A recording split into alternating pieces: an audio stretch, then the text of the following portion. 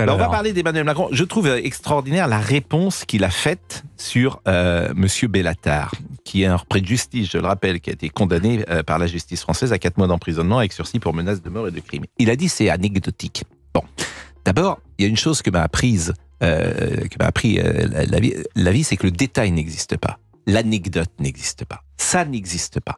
Et sa réponse montre qu'il est très embarrassé, parce que soit la présence de Bellatar se justifie et il le dit, il dit voilà, c'est un grand Français qui est originaire du Maroc et il est là pour cet art.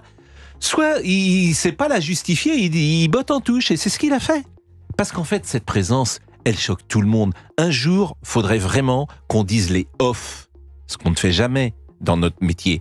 Le nombre de gens importants de ce pays, ministres, députés que j'ai eu depuis 3 jours, 4 jours, qui disent mais c'est invraisemblable, des artistes c'est invraisemblable, qui sont choqués, comme si personne ne disait les choses au président de la République. Alors moi je pense pas qu'il adhère à ce que pense Monsieur Bellatar, mais ça montre une nouvelle fois un président qui est déconnecté, qui vit dans un monde parallèle. Mais il dit justement que Yacine Bellatar, c'est un de ses capteurs de terrain, un de ses sociologues opportunistes, on dit à l'Élysée. Je n'arrive même pas à le croire, pour tout vous dire. Oui. Je pense simplement que ça montre ou la légèreté du président de la République, ou son inconséquence, ou son amateurisme, ou ce que vous voulez. Peut-être. Ou je crois pas ça. Je crois que voilà, ça passe sous les radars, que les gens n'ont pas vu. C'est la déconnexion. Ils n'ont pas vu ce symbole. Voilà, au fond, ce que j'imagine. Je pense que ça sera à faire, il ne le ferait pas, pour tout vous dire. Oui. Parce qu'il se rend compte que tout le monde est choqué. À juste titre, c'est quelqu'un qui est condamné par la justice française, qui représente la France